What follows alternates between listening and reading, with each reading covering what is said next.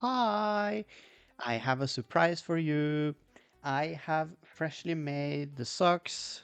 As you can see, they are baby pink, and after having been washed, they feel so much more soft. And I'm really looking forward to seeing the recipients' face when they try them on. So what I'm going to do is just roll them up like I would store them myself in my closet or some kind of drawer and keep them handy. I know which ones are which because of the color. So we'll put these here. Yesterday I actually finished the 4 socks for my friend Luke. So just gotta turn because apparently they have turned their own when I tried to take them off the clothing rack. But yeah, he wanted the same kind of baby pink and dark pink. I'm not sure if you can see. Uh, but yeah, so originally he asked for the same kind like this, where you have a complete color on each sock. I came with the suggestion of spicing it up, and he was like, "Oh yes, let's do that. I love the idea." So I did, and then we ended up with baby pink cuffs, toes, and heels on 2 of them, and the other one has dark pink cuff, toes, and heel. Can take it closer to show. You can ish, if you know where to look, see where I have decreased, but unless you know where to look, you barely will even know it's there. You can see that I have been decreasing, but you can't tell exactly where the decreases are. So I thought last night when I put this in the washer, how do I want to pack them? Should I pack them like the pair as they originally came or supposed to come? And I thought, nah, he's most likely gonna mix them up anyways. So I will just turn it around and keep a light pink and a dark pink together, and a light pink and a dark pink together, and just do it like this. I will have to just get it inside because I like when the sock is wrapping to have the other parts inside, so like so. Sam, I hope you will enjoy. Luke, I hope you'll enjoy your socks. They were very fun to make, and if others want to try commission from me, I am open. It may take some time because I need to measure and so on while I'm working, but I am already beginning to work on a birthday present for my mom, and she originally wanted this dark gray.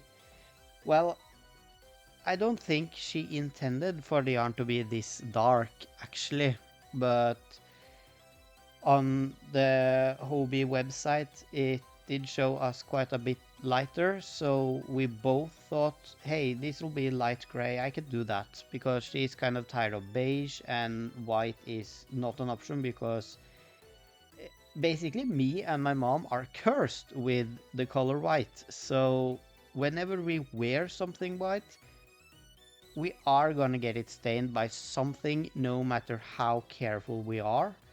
So the lighter colors, the more food stains and whatever stains really we get.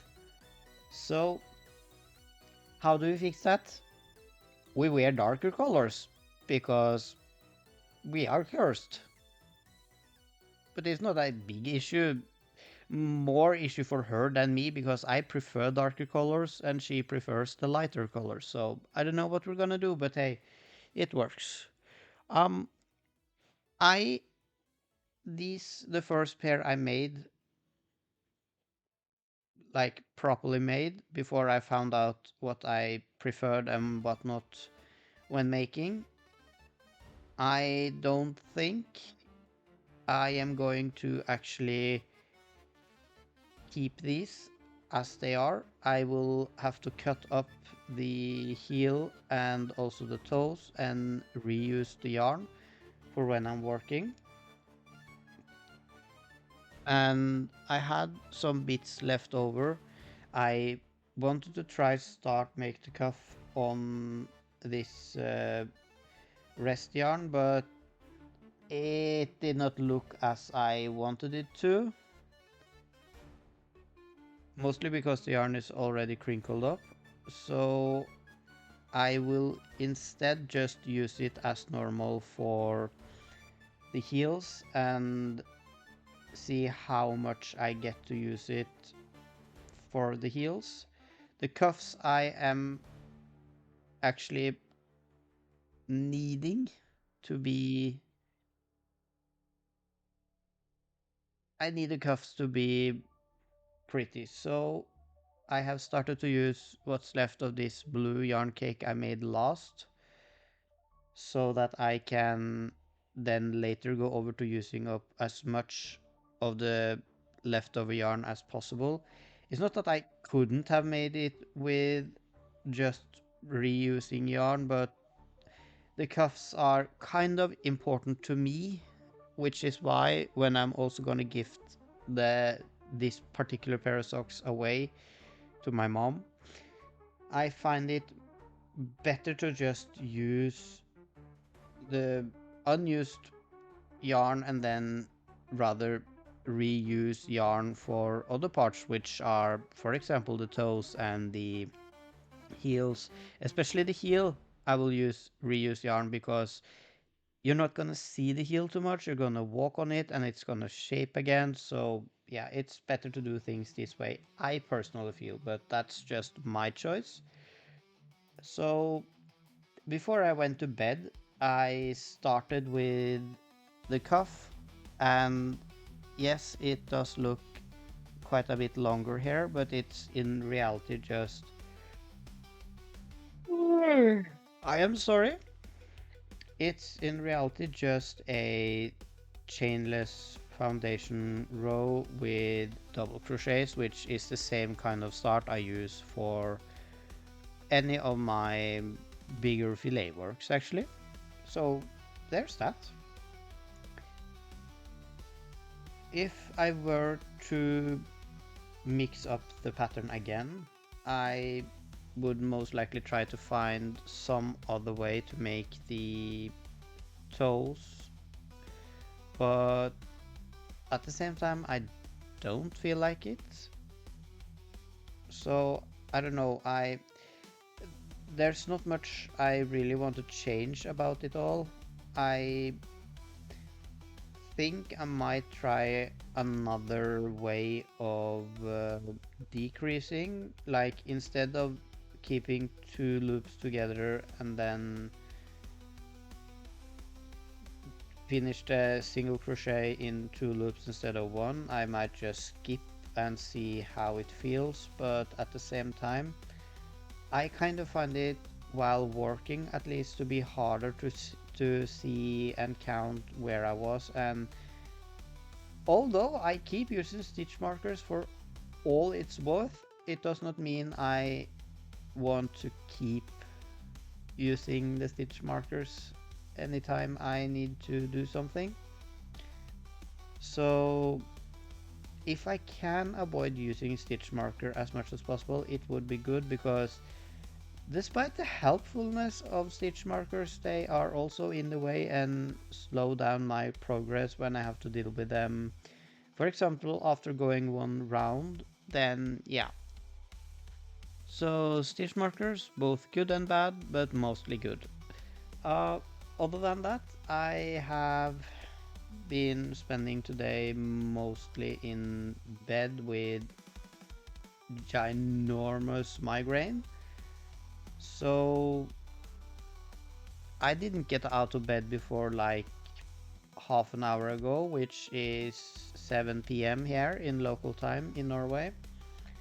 for 1900. I think there is an ongoing online meeting for local trans people where I am absolutely not able to attend at all because of my tiredness, and I don't want to go in the last half hour and be yawning all around. So there's that. Um, I have been watching some more Twitch lately, and one of my new favorite Twitch account gamers are ProfessorTZ, and I will add the name in captions or whatever during editing. And he's been playing lightsaber, I say Beat Saber, and some other games. Uh, and I'm looking forward to Sunday stream where he'll be streaming playing. Uh, First, he'll have a leather workshop, and if he have time after that, he will play some backpack battles. I think it was. Never heard of the game before. I saw him play against one of his followers, and I was intrigued, but I'm still not sure if it's a game I want to play myself. Although I have been considering going live later today on Twitch to play more Sly 3, but I don't think I'm able to because I keep yawning.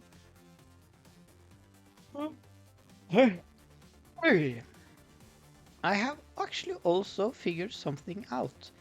I distinctly remembered my friend Dakota helping me just before Christmas actually with a problem on my laptop, whereas I had pretty much no more existent space left on my hard disk SSD. I don't know what you want to call it. I grew up calling them hard disks, but I know it's not a hard disk inside. Oops, inside. So he did something with a program I have absolutely no recollection what it's called, but I used it again. And I figured out that the future me going through editing, what I didn't get to mention about Filmora, the app program itself, is that despite it being good and bad on so many ways, there is a flaw in how it's coded, so that if I'm not mistaken, and please correct me if I am, uh, when you update the program, it does not delete the old files and replace them with the new ones. So internally in your machine, the folder just gets bigger and bigger and bigger and bigger. And before Christmas, it alone had taken up almost 400 gigabytes of memory alone. And I'm supposed to have about 500 gig on my laptop, so I should not have to worry about the space on it too much. But since Filmora keeps adding files when you update but not removing, and also internally now, I actually figured by using the weird app or thingy to locate hidden programs and such, which you don't find if you just go to installed apps and try to delete from there based on size. I figured out that now it's actually also saving old files, which I have recorded and also deleted from the program because I have no idea why. It's not saved in my laptop itself, it's saved in the program files. And some of the files were big, mostly because of the length I had recorded and then used in a project, but deleted afterwards. So I thought it would be deleted, but it did not. Well, it does not delete files by itself and keeps filling up internally on your laptop so you have to dig to get it out. And yeah, that's not fun work, but I don't know how I did it, but I deleted all the unnecessary files. And then my storage went up to about 400 something gigabytes free of space, which is where it's supposed to be. The editing software I'm using, which is Filmora, Wondershare Filmora. Very good, easy to understand video editing program, despite some features being heavily wanting me to try using AI features where I'm like, no, I'm gonna do it myself because I don't trust AI. I most likely never will, and that's just how I work. AI. Oh, and deal with it just reminded me. I did something I probably should not have last night because, well, BassOfThe were streaming and I was the only participant in chat at the moment. The game wanted BassOfThe to add another character to the party. Then they were to add a name and ask the chat.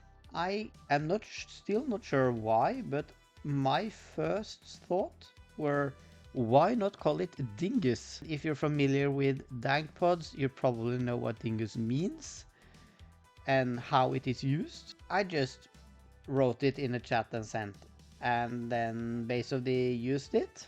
The game, which is Dragon Quest 3 2D HD remake, I think.